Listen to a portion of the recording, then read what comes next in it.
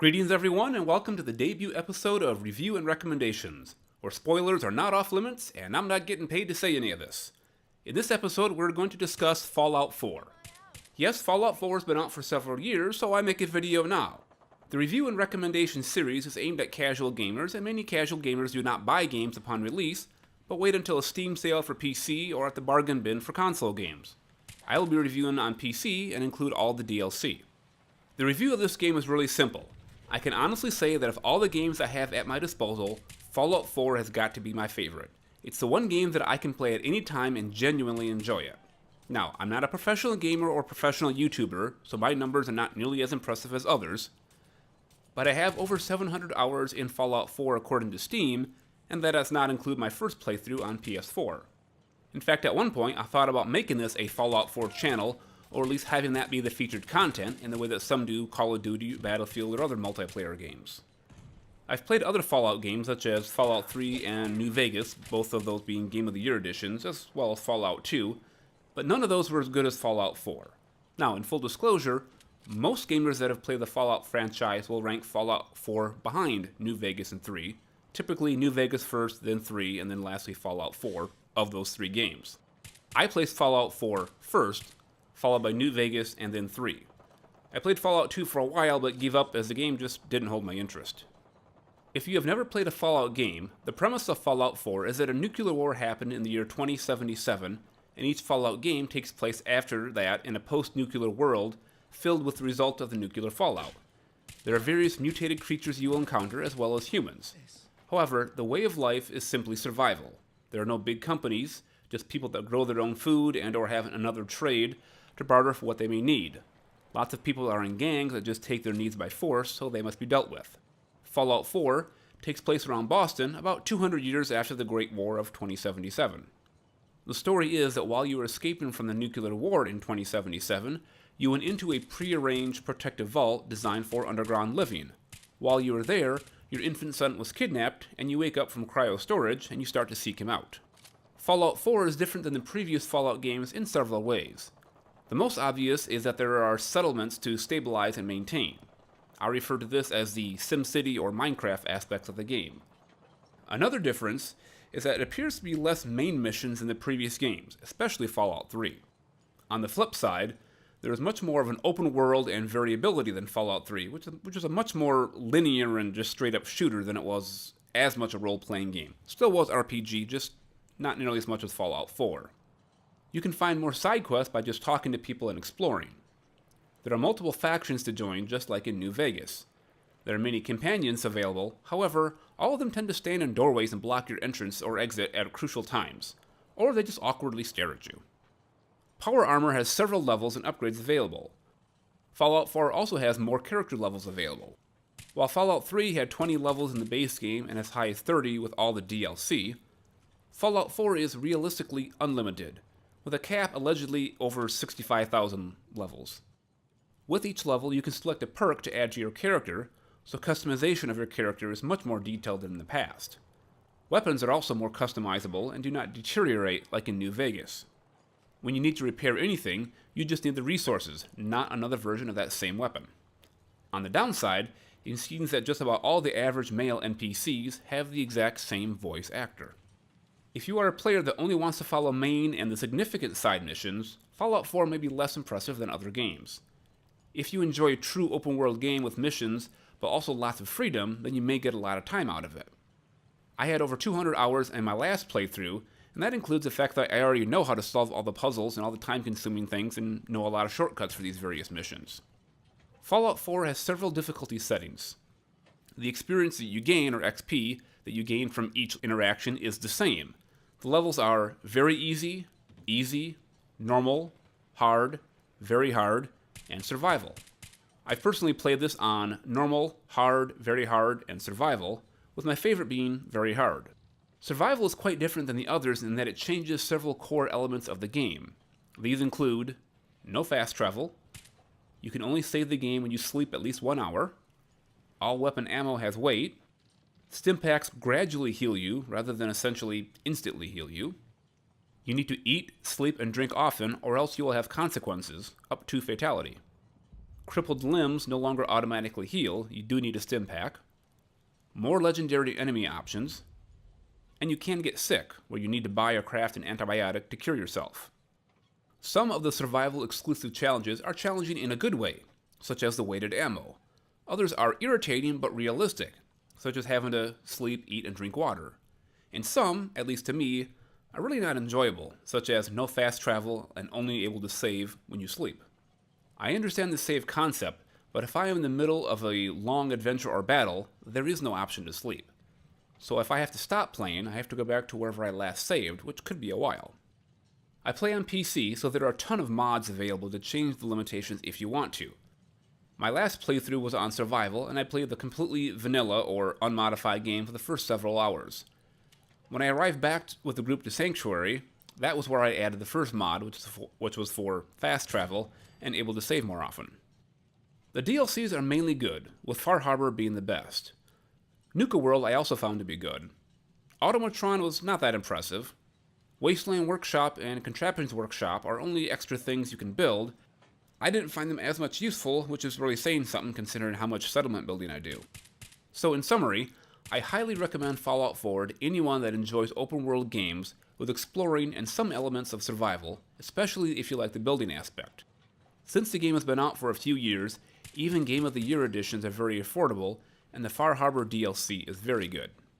So let's move on to the reason most people are watching this video, the recommendations. One of the most common questions about Fallout 4 for new players is, how do I earn more caps, especially early in the game? Once you have a settlement where you can store stuff, which really is right away at Sanctuary, even before going to Concord, you can start. However, to make caps, you need to sell stuff. It may take a few levels and a few character perks to get a good economy going, but for me, the quickest way is to build a water farm. A water farm is where you farm water, meaning that you purify the radiated water and sell it to vendors. It's also good for you to drink if you're playing on survival. Each settlement needs 1 unit of water for each settler, so for all the extra water, you can sell it. Let me show you an example of a water farm at Sanctuary. I use the industrial water purifier that can make 40 units of water and requires 5 units of electricity, which can come from one large generator. Later on, I get a generator that produces 45 units of electricity or more, and then can power 9 or more water purifiers. So, 40 units of water at 9 purifiers is 360 units of water, way more than the maximum 20 you will need for any settlement. And no need to stop there, I've done 720 or more quite often. The Science 1 perk is required for both the large generator and the industrial water purifier, so you may want to get that early on. Here you can see one of those generators and the water purifiers, those industrial purifiers. It takes 5, produces 40. And over here is a building I built with, actually it's an Institute mod, so I can make all their walls. But you can make it out of anything, and inside is where I have my generators so that if enemies attack, the generators themselves are safe. And you notice up in the far corner there, they actually leave through the ceiling. And again, this makes the generators essentially indestructible because they're walled off, and there's a floor, walls, and ceiling to protect them. And so the only way inside is to actually enter the edit mode and to literally remove a wall. This area of Sanctuary, this water area, can hold way more than just your initial 9 or whatever you take. You can see I've got some out here. I can actually fit a lot more out here, but all of these are these industrial water purifiers, and again, you can put quite a few of them out here.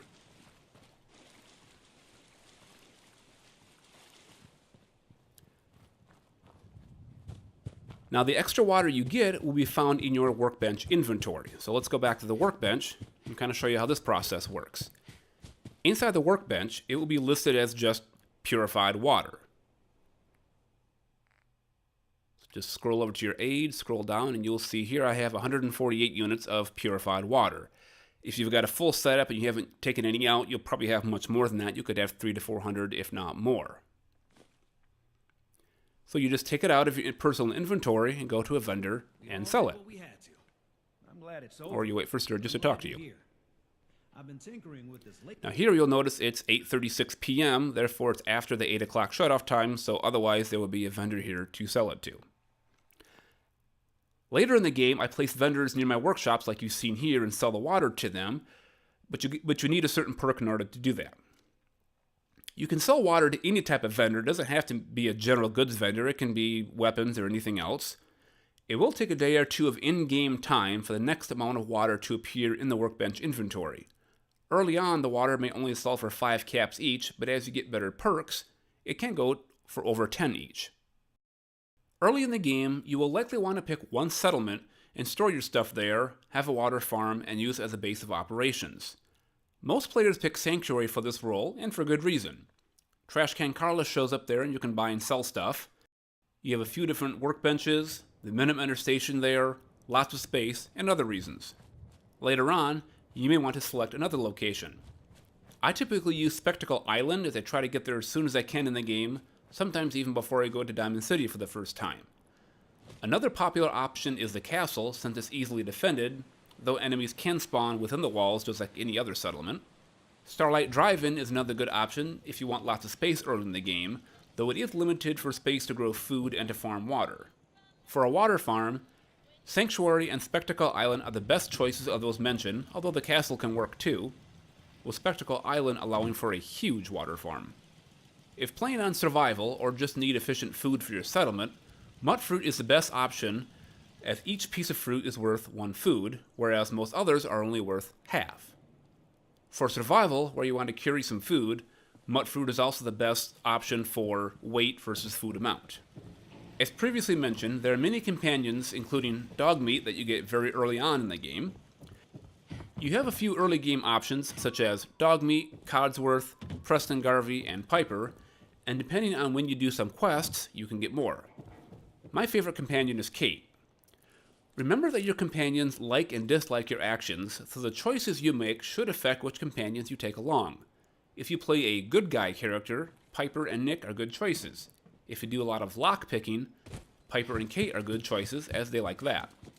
While companions have good aspects, one very negative one is that they tend to stand in the doorways a lot, as I previously mentioned. Especially if there's only one doorway and you need to get into a room or out of a room very quickly. Although you have enough strength to carry a barrage of weapons and ammo plus other scrap, you apparently don't have enough strength to push someone out of a doorway. If you ever played Elder Scrolls like Skyrim, it's kind of like that. Oh wait, same developer. There are a lot of perks to choose from, and it's important to start out right, including at the very beginning of the game, where you select your character and how many points you will put into each of the special categories. I start with 6, 4, 2, 6, 6, 3, 1, but let me explain what each of them do so you can make a more informed decision for your playstyle. Strength affects your melee attack and how much you can carry. You can carry 200 weight plus 10 weight for each point that you have in strength.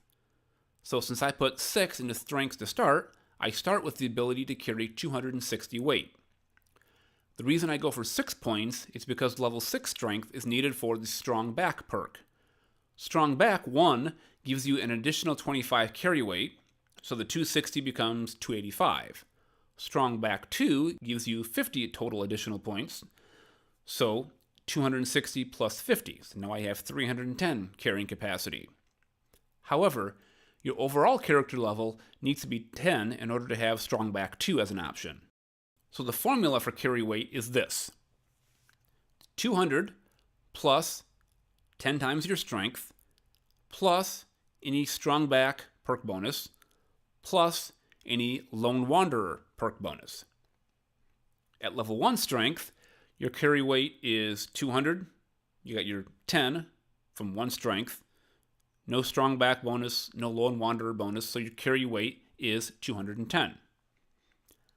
I start with level 6, so I start with the 200 plus 10 times 6, plus nothing else, so I start with 260. So with strength at 10, Strong Back at 2, that gives me an additional 50, and Lone Wanderer 2, which means no companions, I'm by myself, but I get an additional 100 carrying capacity. So at that point, I would have the 200 plus 10 times 10, plus 50 for my Strong Back, plus 100 for my Lone Wanderer. That's a total of 450. Now if I take a companion along, that takes it down to 350. Perception is the next category, and I start with level 4, since that is required for the lockpicking perk. In my last 2 playthroughs, I have taken lockpicking 1 as my first perk. You can pick novice locks right away, but lockpicking 1 allows you to pick advanced locks. Endurance affects your overall health and the number of action points that you use for sprinting. How endurance affects your total hit points takes a little bit of math.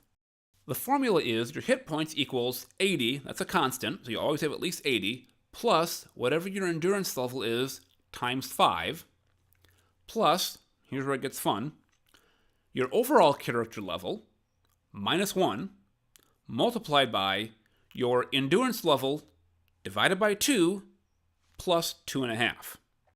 Okay, I know we didn't come to this video in order to do math, so let me just kind of do the math for you. Or something else you can do like I do is I have an Excel spreadsheet as I play games, or actually it's OpenOffice, and I have this formula plugged in there, so all I've got to do is plug in my character level and my endurance level, and it does all the math for me. I can kind of figure this out. But I start the game with an endurance level of 2, and of course my character level is 1. So at the very beginning, I have 80, so I have 2 times 5 plus 1 minus 1, hey, that'd be 0, multiplied by, it doesn't matter because 0 times anything is 0, but it is 2. So it would be 2 divided by 2, which is 1, plus 2.5, that's 3. But again, 0 times 3.5, it's 0. So really it's 80 plus 10. So as soon as you get to character level 2, that last multiplier is no longer 0, so you gain a little more right away, as you can see here on the screen. And in case you're wondering about that half point, the game does round that down. On my last playthrough, I didn't get to endurance level 3 until I was character level 33. So at level 32, it was this, 80 plus 2 times 5 plus 32 minus 1 times 2 divided by 2 plus 2.5. Long story short, it was 198.5. Then at level 33, when I went to endurance level 3, you notice a noticeable increase. It went up to 223. So later in the game, the endurance level matters, whereas early on, the multiplier is not a big deal. In my example, you jump from 198.5 to 223. If you have any of the Life Giver perks, they each give you an additional 20 points of health. I skipped the Life Giver perks since 20 means so little by mid-game. I selected endurance level 10 at character level 52, so that was, again, my 80 plus 10 times 5, plus 52 minus 1 times 10 divided by 2 plus 2.5, or at the end of the formula, 512.5. Again, I strongly recommend if you're really curious how to do this and at what point you want to get your maximum efficiency, just make your own little formula you can plug stuff in. Charisma affects your success in speech and the prices when you barter.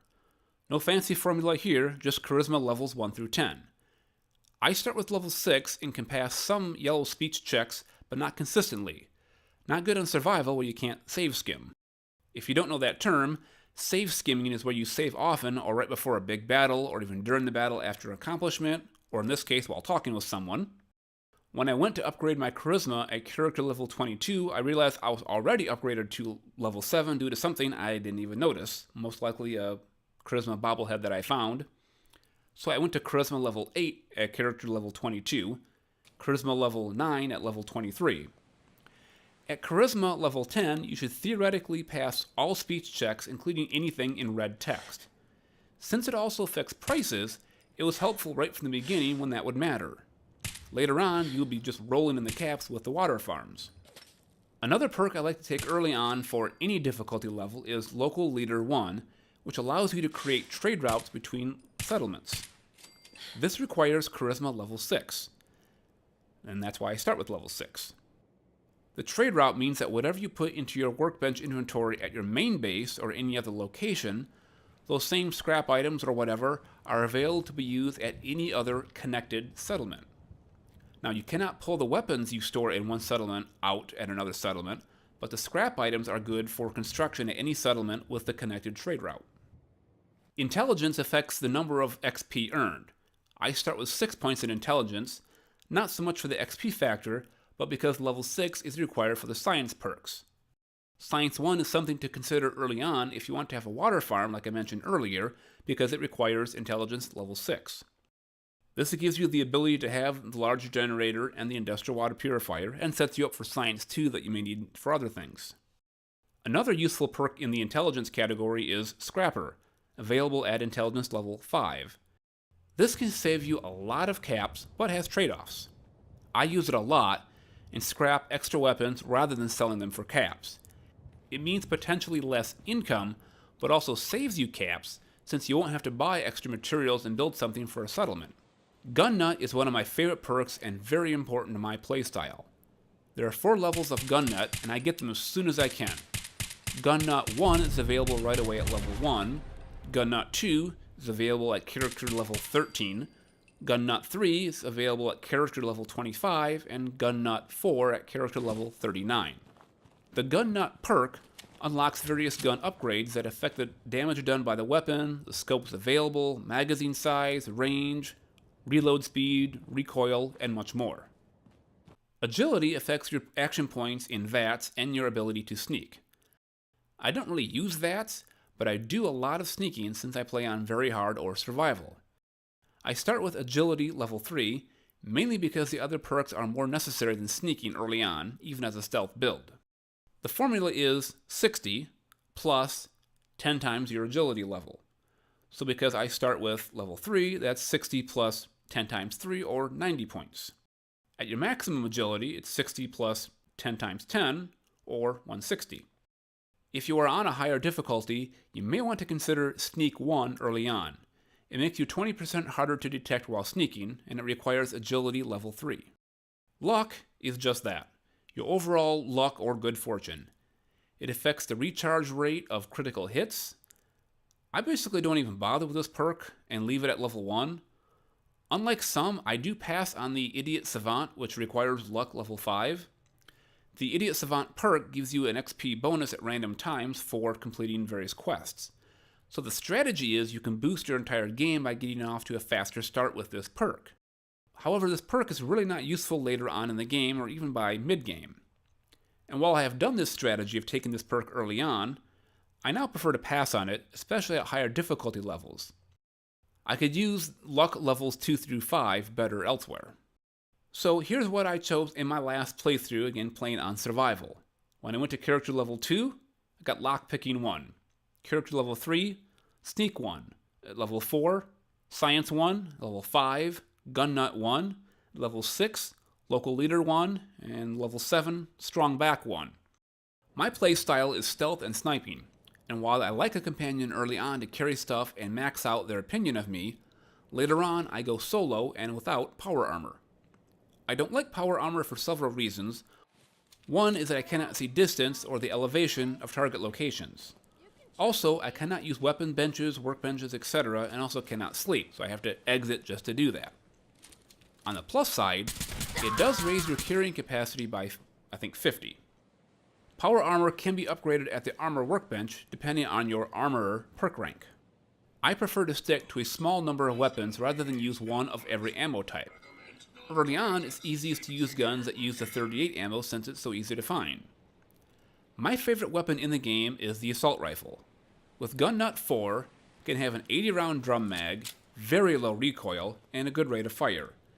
It has slightly less damage as compared to the combat rifle, but it fires much faster, so it's a much shorter time to kill. It uses 5.56 ammo, which is not highly common to find in abundance, but can be looted from gun turrets. It can also be bought from Eleanor. She does not appear on the map, but if you fast travel to Fairline Hill Estates, which we'll show right here, there it is, not too far from Diamond City.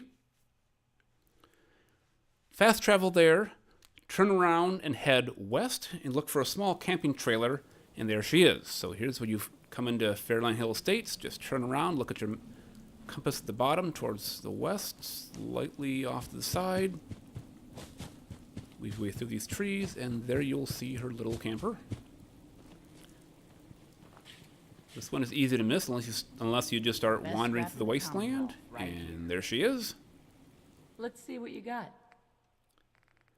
She normally has around 370 to 420 rounds of ammo. So here, you can see what she's got, 359, which is actually quite a bit on the low side. Normally it's high 300s, again, maybe into the low 400s.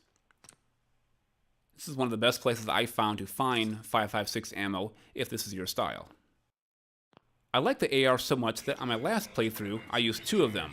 One set up like a normal AR, and the other set up with a long-range scope set up as a sniper. With a Marksman 5 perk, all rifles do double the normal damage. Another option later in the game, in the Nuka World DLC, is the splatter cannon, which uses 7.62 ammo. It's a sniper that does not fire as fast as the AR, but you can buy about 1,000 rounds of ammo at a time from the weapons vendor in Nuka World. So endgame, I use my assault rifle, the splatter cannon, and a shotgun as my standard weapons. I'm not really into the energy weapons or melee. I use heavy guns like the missile launcher and the Fat Man only if necessary, such as taking out a Queen Mirelurk. There is a group of scopes that track enemies even after lowering your gun, called the Recon Scope. They are not available on every gun, like they're not available on the assault rifle. If they were, that would help out my assault rifle sniper build quite a bit. So sometimes I take along another gun, maybe not even ammo for it, just something with a medium range scope that will track all the targets, and then pull out my actual weapon of choice to handle them. For grenades and mines, try to use them for their intended purposes so as to maximize their effects. Plasma is the best one overall, as it does the same ballistic damage as a frag grenade, but it also does energy damage, which are better against armor and robots. Frag grenades are the easiest to find and effective against humans and ghouls, but less effective against armor and robots. Pulse grenades only do energy damage. Bottle cap mines do a lot of damage, but are costly. Molotovs are usually not worth it and tend to not pass through an object or go through something, and quite often can backfire. While I don't use power armor, I also don't use much normal armor. I do use a Silver Shroud costume once I do that mission. Just don't forget to have Kent upgrade it once you reach character level 45, which takes it up to an 87 armor rating. While a set of custom military fatigues may be better, the Silver Shroud is easy to find with the mission and looks kinda cool. The hazmat suit is also very useful, and there's one located in Hugo's Hole. As far as game strategy, I start with having settlements that can defend themselves as much as possible, and have an infrastructure where I can travel there and have a safe place if we come under attack. When not playing on survival, or playing survival but with a mod to grant fast travel, I start with a fortress of what I call 1x2, or using any floor item, basically just 2 pallets, 1 wide, 2 long, to use as a bunker at each settlement, and put a fast travel map inside there. That way I don't just fast travel or warp into a bee's nest when a settlement is under attack already. I play with a mod that allows me to build everything that the Institute can build, which includes the bulletproof glass walls, so I use those for the walls so I can see out and still be protected. One of the 2 blocks, when I use that 1x2 setup, one of them is going to be a ladder, and the other is just a regular flat piece, and has a door. It's helpful if you have the whole thing, especially the door, off the ground a little bit so enemies cannot jump up inside. They may still be able to open the door and shoot inside, but melee attackers, mole rats, and wild dogs can't come inside. Later on, I upgrade that floor print from 1x2 to a 2x2 square, or a total of 4 floor spaces. That way I can add a generator inside and put missile turrets up on top, facing out, such as the 4 corners. Some of the materials are hard to find for building, so let me give you some tips on where to find them. Nuclear material is sometimes available from Alexis in Vault 81, but not always, and is also available from these items. After playing Fallout 4 through several times, I've created my own spreadsheet of many things, including the vendors, their junk items, including which ones do they sell or could sell, and how much. So let's just go through each of the common items you may need and who may have them.